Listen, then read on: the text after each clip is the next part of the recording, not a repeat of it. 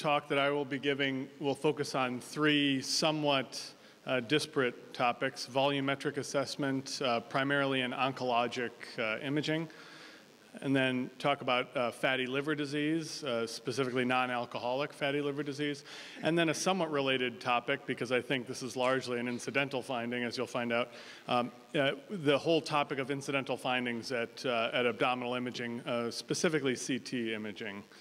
So let's talk about volumetric assessment, or taking volumes instead of linear sizes of tumors. We know that tumor burden is an important indicator of response to therapy, and the change in tumor burden is really the main critical endpoint in most oncologic trials. Clearly, there's more evidence for this than any other imaging or other biomarker available. Whether the tumor gets bigger or smaller is a key concept, of course. And we all are familiar with RECIST, which first came out in 2000. It's been recently updated to RECIST 1.1 with some of the major changes that you may already know about.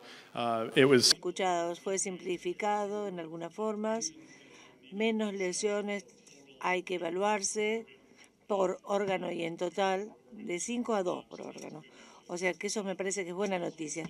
También hay la inclusión de ganglios patológicos, que es importante para las lesiones que son blanco de acción. También hay una aclaración de lo que es la progresión de la enfermedad, pero sigue siendo de cualquier manera unidimensional, sin mención de la volumetría.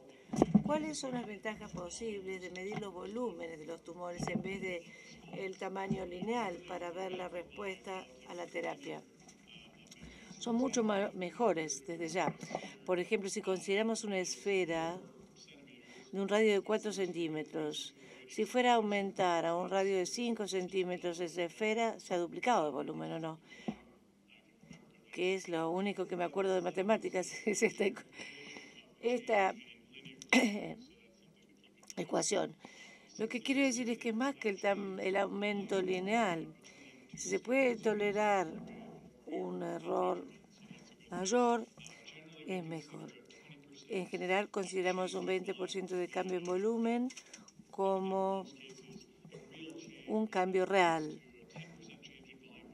o 10% que puede ser simplemente por error de medición, pero esto no está formalizado. Lo que quiere decir es que también podemos hacer mediciones semiautomáticas cada vez más fácil, y eso puede reducir el error interobservador si todos medimos lo mismo. El asunto es, ¿son precisas o reproducibles en distintos estudios? Este es un tema que vamos a hablar. Hay desventajas, que son las barreras a la implementación de la evaluación volumétrica en la práctica real. Y no solamente se amplifican los cambios, sino que también se amplifican los errores. Hay que tener mucho cuidado cómo se mide un volumen, porque un pequeño cambio en lo que incluimos puede representar un gran cambio de error. Así que de esto hay que estar pendiente. También hay una falta de uniformidad entre los diferentes programas de software, y recientemente hemos publicado un artículo sobre este tema. También hay datos limitados comparado con los criterios RECIST con respecto a cómo funciona en la práctica. Hay otro trabajo previo en Radiology del 2002, un estudio bastante pequeño, pero RECIST unidimensional comparado con la evaluación volumétrica. Y es difícil saber qué es el bien y el mal, ¿no es verdad? Pero es importante saber que en un tercio de casos hubo una conclusión discordante entre la evaluación RECIST y la volumétrica. Y podría ser aumentar el estadio o disminuirlo en cuanto a progresión o respuesta, ¿verdad? Por eso que es difícil saber cuál está en lo cierto. Pero si tenemos volumetría precisa, yo creo que el volumen va a ser más indicativo de un verdadero cambio con el tiempo. También lo muestro en cuanto a pólipos. Nuestro error relativo con la medición lineal era el 10% entre distintos radiólogos, y era mayor, como el 17% cuando se lee volumen, pero eso es porque el volumen se amplifica tanto en cambio en el tiempo que uno puede tolerar un error más grande que un error lineal de 10%. Espero que me entiendan lo que quiero decir. Es más tolerable 17% en volumen que 10% lineal.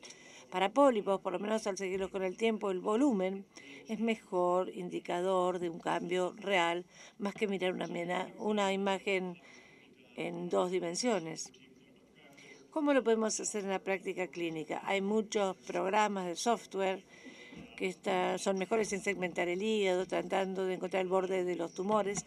Siempre va a haber un abordaje semiautomático en el mejor de los casos, porque el usuario, el radiólogo, siempre va a tener que hacer una corrección del borde.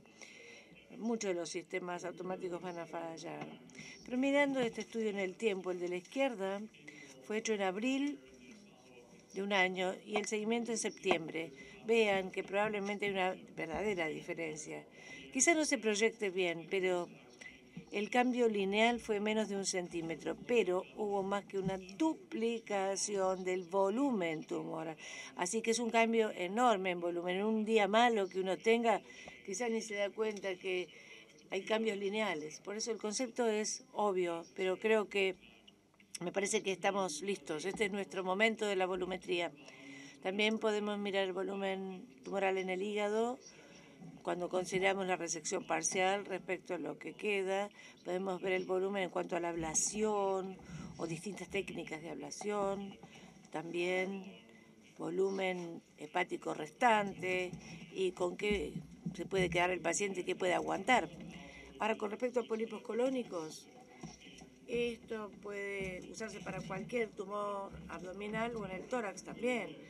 Por ejemplo, en el volumen de estas lesiones, fíjense ustedes estos pólipos, uno realmente tiene la idea del cambio que ocurre en el intervalo, que uno se da cuenta en 3D, pero el volumen, quiero decir, es más obvio comparado con el lineal. Hasta lo hemos hecho en ratones.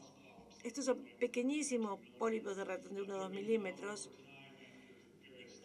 y después de distintas terapias que se aplicaron se han medido y son ratones importantísimos y al medir el tamaño lineal son malos indicadores del cambio comparado con los volúmenes.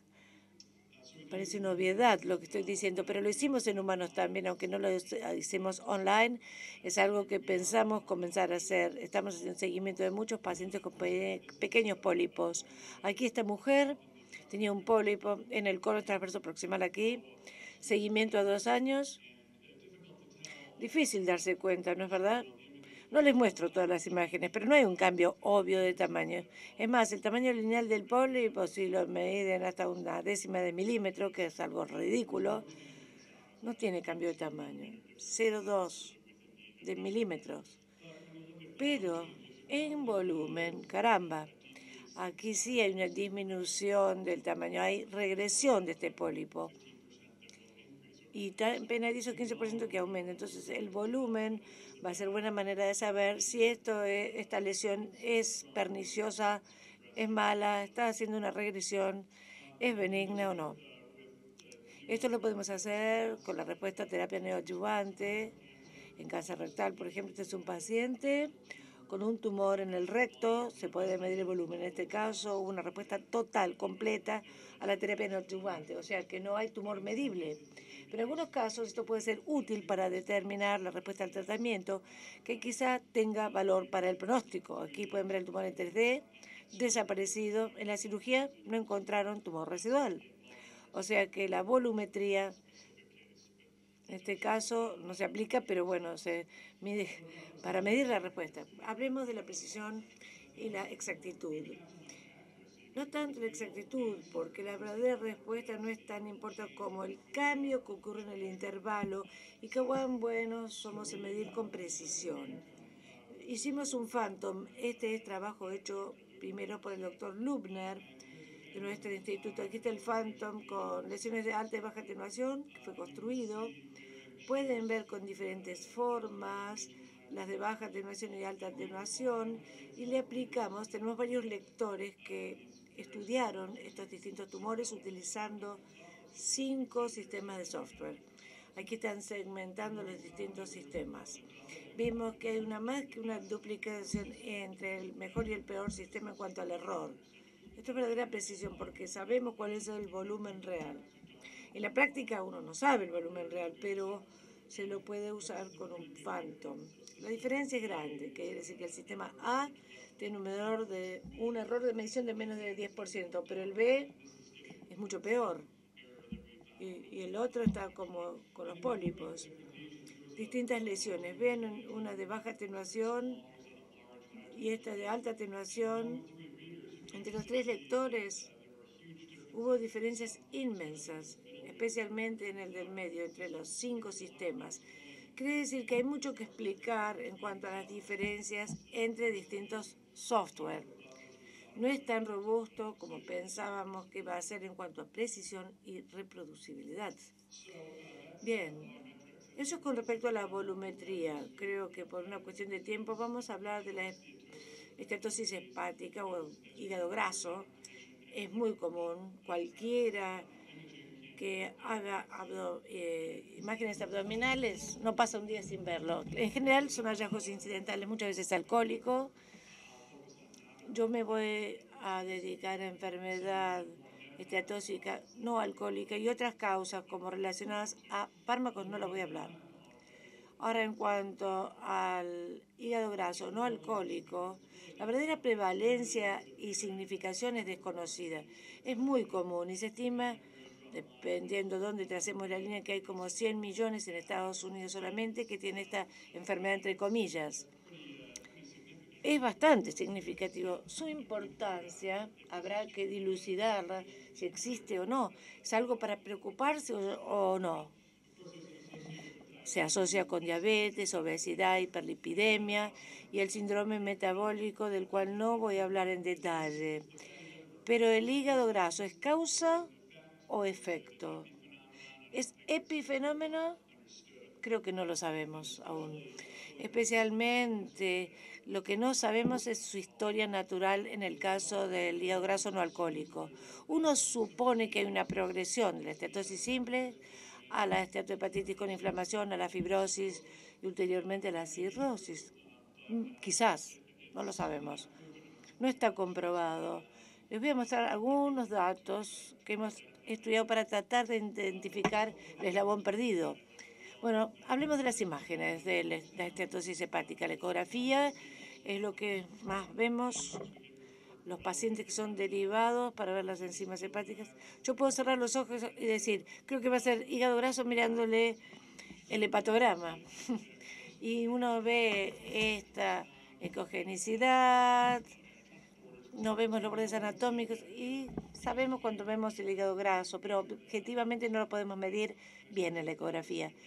Y hay muchas diferencias entre distintos radiólogos, mientras que la TAC sin contraste es muy objetiva, mientras el equipo está bien calibrado, son bastante confiables las imágenes. También TAC post-contraste, no tanto como medida objetiva, pero ha habido trabajo reciente que les voy a señalar donde podemos aplicar algunos parámetros en la fase de la vena porta para saber si se trata de estetosis severa o no. Sabemos cuándo está en los casos severos sin duda. Y después hay nuevas técnicas de REME que pueden cuantificar la grasa. No solamente grados, sino la fracción porcentual de grasa. Pero cuantificar probablemente no sea todo. Se trata más de diagnósticos no invasivos de la esteatohepatitis o de la fibrosis y la cirrosis, ¿no es verdad?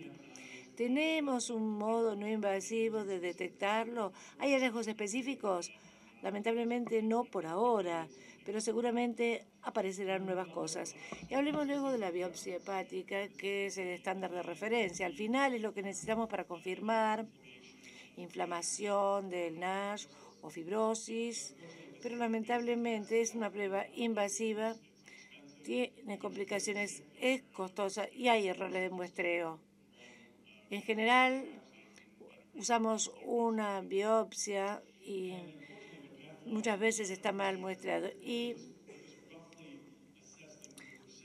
ellos evalúan el porcentaje de células que tienen lípidos y es una estimación cruda, no es un gold standard en la histología. Y es un problema cuando uno trata de hacer investigación. ¿Cuándo hay que hacer una biopsia hepática? ¿Cuándo es absolutamente necesario? Para mí no está nada claro. Me parece que es muy ad hoc, depende de quién veamos. Si vemos un gastroenterólogo, le hace una biopsia.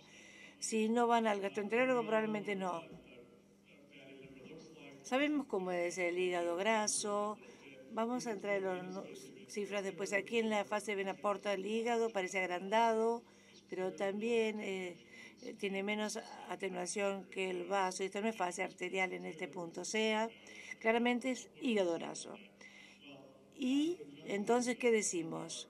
Junto con algunos colegas hemos escrito un trabajo mostrando que un umbral de 48 unidades de Hounsfield en donantes hepáticos era 100% específica de estatosis moderada severa. Eso es 30% o más encontrar en la patología. O sea, no es un gran gold standard, pero cada vez que hubo un paciente con 48 o menos, tenían estatosis sin falso positivo. No es muy sensible, quiere decir que hay pacientes con estatosis moderada severa que tienen más de 48, pero para nosotros es importante porque queremos ver la historia natural del hígado graso y no incluir casos falsos positivos. Por eso es importante para nuestras propias necesidades de investigación. Park, que es coautor, también publicó en la fase de la vena porta. Él dice que si hay una diferencia de 19 unidades Hounsfield entre hígado y vaso, es el mejor valor de corte para estatosis moderada severa. Quizá 20 unidades Hounsfield de diferencia es importante. En general, no medimos el vaso sin contraste porque no sirve mucho, pero miramos el hígado, sí. La evaluación en resonancia magnética. Todos conocemos estas imágenes, GRE, para buscar cambios grasos de hígado graso, quiero decir espectroscopía, por supuesto. Pero hay también métodos nuevos de cuantificación para resonancia magnética. Les voy a comentar el nuestro, el que hacemos nosotros, porque fue desarrollado por Scott Reeder en la Universidad de Wisconsin, se llama IDEAL. Siempre hay que tener alguna de estos acrónimos. Le vamos a llamar IDEAL. Es una serie de RM compleja y separa el agua y la grasa para calcular la fracción grasa. Les muestro un ejemplo. Aquí está el estudio RM separando el agua y la grasa. Simplemente la grasa dividida por agua más grasa les da la fracción de grasa. Y con la correlación con espectroscopía, si ponemos el ROI, dice 25, que dice que 25% de fracción de grasa, que se correlaciona bien con la espectroscopía, que es esencialmente el nuevo patrón oro. Y aquí tenemos la evaluación 6%, que se correlaciona bien con la espectroscopía. Estoy tratando de correlacionarlo con biopsias, pero es mucho más difícil, porque la verdad que es un estándar de referencia muy difícil.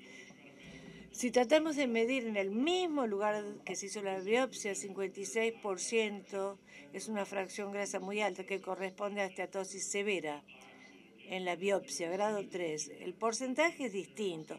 No se pueden comparar porcentajes, pero moderado a severo es lo que buscamos. Aquí un ejemplo de fracción grasa del 10%, o sea, estatosis leve. O sea, la correlación parece sostenerse bastante bien y hemos estado haciendo muchas cuantificaciones de grasa en hígado y en hierro también.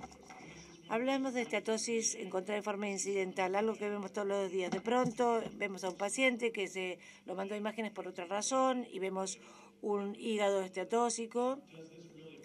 ¿Importa si lo encontramos a la estatosis en forma incidental? He escuchado gastroenterólogos que dicen que es mala praxis no derivar a un paciente con esteatosis. Me parece que es una exageración. Creo que es muy común. Nos fijamos en la población de CTC. Si usamos leve, la mitad de los pacientes tenían enfermedad de hígado graso, hay muchos no alcohólicos, aunque hay muchos alcohólicos también donde yo vivo.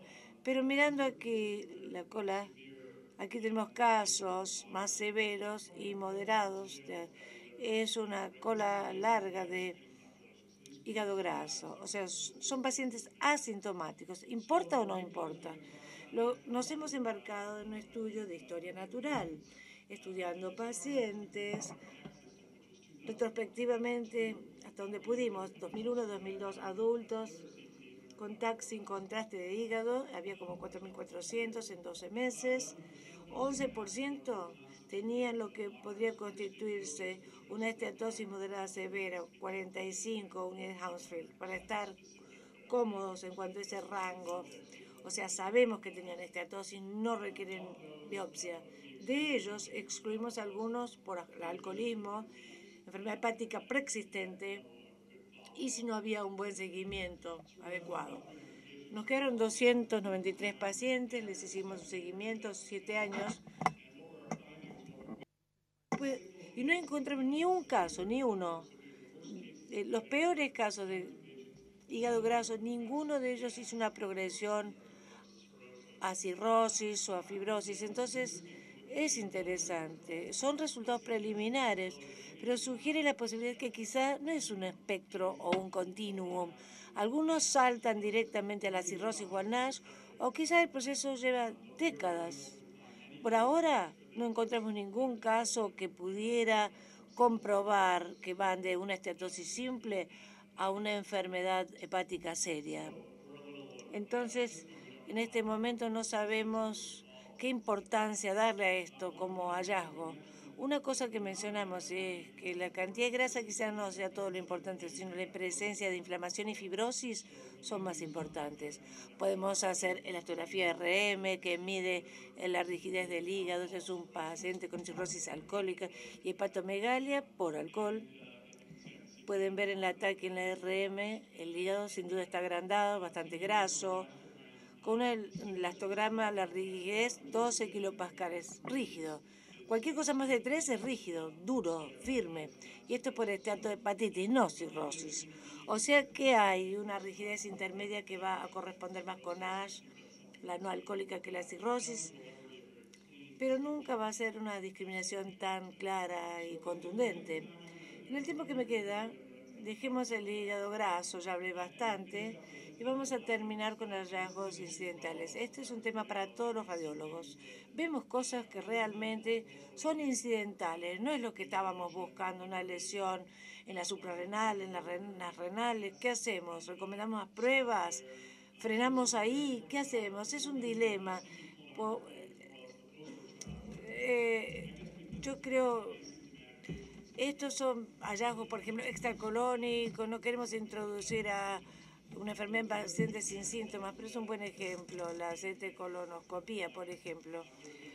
Hay trabajos que han demostrado la recomendación de imágenes adicionales está aumentando, especialmente entre radiólogos sin experiencia, que quizás están ejerciendo una medicina más defensiva. Entonces se han hecho muchos esfuerzos para tratar de resolver esto. Hay unas guías de Fleischner, hay una categorización de CRH que apareció en el mismo año del Radiology 2005, que trató de darle más racionalidad a esta cuestión. Y recientemente, como mencionó Jorge, hay un comité de ACR sobre hallazgos incidentales. Es importante leer este trabajo.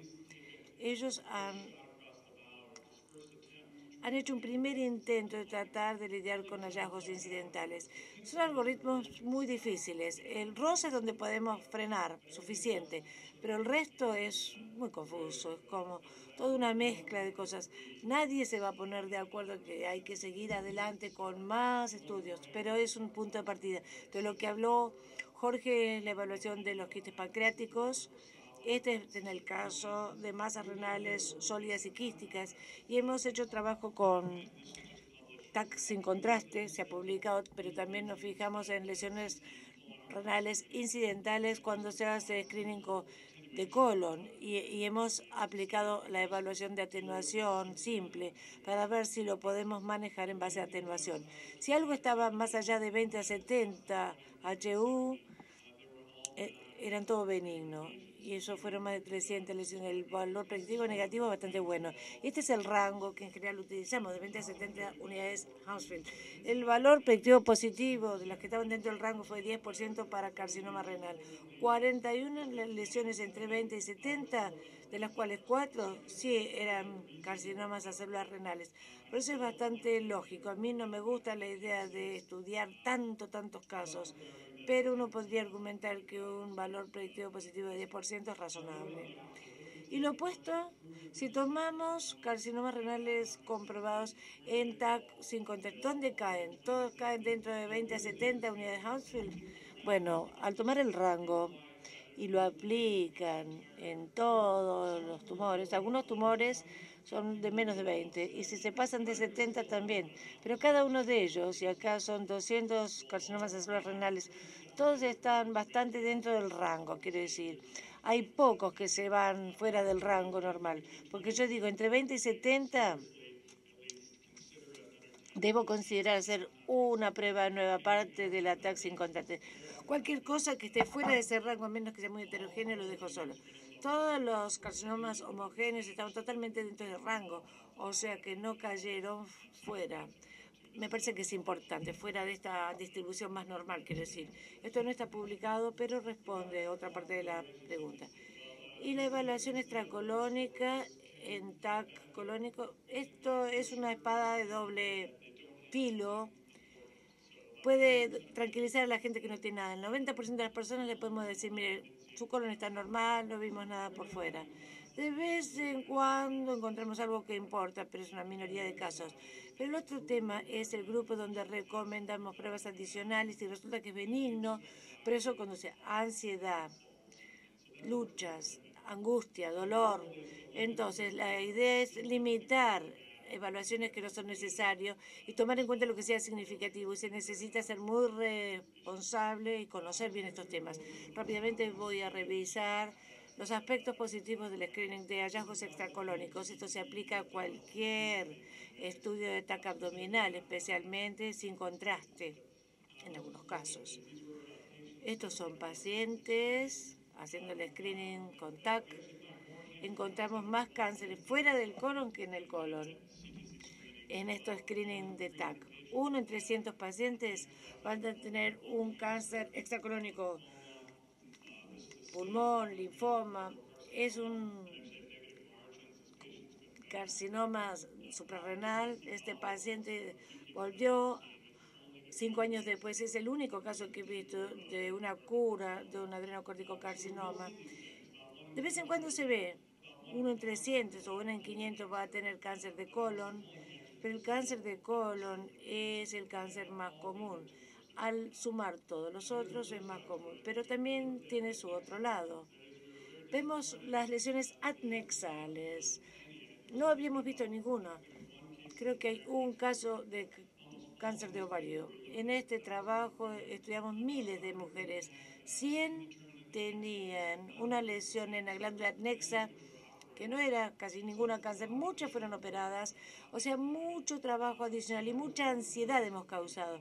Fue muy decepcionante por un lado, pero más decepcionante fue que hubo varias mujeres que tenían TAC normales, y aquí ven el ejemplo con ambos ovarios que parecen normales. A los 3 años, la paciente se presenta con una gran masa en una glándula adnexa, y a 1 año de un ataque normal, la mujer se presenta con masas ováricas enormes. Por eso la ventana de detección es estrecha, distinto a los cánceres de colon, donde los pólipos son benignos, están allí décadas y se pueden identificar más fácilmente. El cáncer de ovario es más traidor. Quizás no haya una buena estrategia de screening a menos que se nos ocurra un buen panel de biomarcadores. Lo mismo va lamentablemente para adenocarcinomas del páncreas. Aquí un paciente que a los 18 meses de un CT normal volvió con metástasis de un adenocarcinoma ductal, tromboflebitis, lo hemos visto varias veces. En retrospectiva uno puede decir que hay pérdida de la ovulación normal, pero en los casos que he visto sería difícil de comprobar o decirle a alguien cómo no lo detectó. Entonces, el páncreas y el caso de ovario son dos traidores donde el screening quizás no sea beneficioso. Pero por otro lado, los aneurismas ciertamente son muy buenos para hacer screening. Hacemos con ecografía, esto lo paga Medicare, o sea, el equivalente al PAMI, especialmente para los mayores fumadores, y detectamos aneurismas. Esto es aquí en el screening, aquí tratado con un endoinjerto, aquí en el caso de aneurismas masivos de la ilíaca común y el signo clásico Y esto es una ruptura inminente. Aquí, una enorme de la cólica. Aquí se hizo una reparación abierta bastante urgente y volvió a un seguimiento con TAC. Y anda bien. Un claro beneficio. Aquí también se puede hacer una evaluación de la cantidad de calcio en la aorta, como hacen para las coronarias, y hemos visto que es mejor que el puntaje de Framingham para predecir eventos cardiovasculares. O sea que esto puede ser algo que puede agregar valor. Por ahora no es una herramienta fácil, usamos siempre las coronarias y en las coronarias el puntaje de calcio. Ya hablé de la estatosis hepática y otras patologías genéticas. Mirando el otro extremo del espectro, el que tenga una atenuación de hígado de 75 Hausfeld y no tiene historia de Medorona múltiples transfusiones, les recomiendo ver la ferritina sérica para evaluar hemocromatosis. Esto es hemocromatosis hereditaria, ese paciente tiene enfermedad hepática, no diagnosticada hasta esta TAC, y de enfermedad poliquística abdominal que se ha visto en pacientes que no tenían historia familiar y también se han visto en otras. Esta es la evaluación de grasa visceral, es interesante. La grasa visceral en las mujeres es más predictiva de síndrome metabólica, mientras que esta cantidad de grasa subcutánea en hombres predice mejor el síndrome metabólico. Pronto va a aparecer este artículo. Si los médicos quieren esa información, fácilmente se las podemos dar. Lo último que quiero hablar es algo que me interesa mucho, que es el screening de osteoporosis oportunista. Me parece que es una oportunidad que perdimos. Ya no tenemos que preocuparnos de los phantoms o sin phantoms. Podemos hacer la medición ROI del hueso trabecular y se correlacionan bien con DEXA. DEXA ya sabemos que es imperfecto.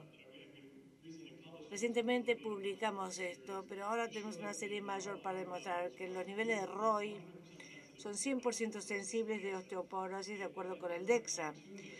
Hay que hacer una calibración fina, pero cualquiera que tenga una medición de menos de 100 probablemente sí tenga osteoporosis.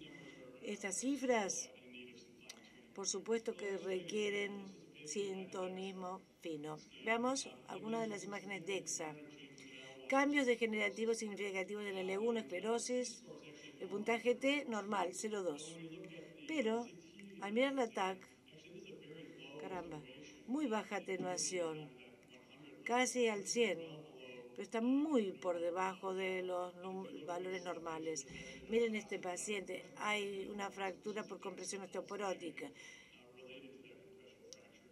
Y DEXA da negativo, y hay muchos casos de falsos negativos con DEXA, donde la TAC es mejor ejemplo o mejor herramienta para evaluar la osteoporosis. Esto es algo que esperamos tener guías más concretas en el futuro.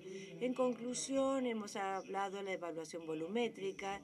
Creo que es algo que vamos a hacer en el futuro. Creo que tenemos que planchar algunas arruguitas que tiene, pero tiene ventajas mirar el volumen en vez del tamaño lineal. Hemos hablado de estatosis hepática. Personalmente creo que su relevancia clínica cuando es incidental es bajísima. Quizás ni valga la pena mencionar, y ciertamente no hace falta hacer, en mi opinión, una evaluación muy activa si tiene estatosis asintomática. Los hallazgos incidentales son inevitables, pero hay que manejarlos con responsabilidad para tener un beneficio neto. Muchísimas gracias por su atención.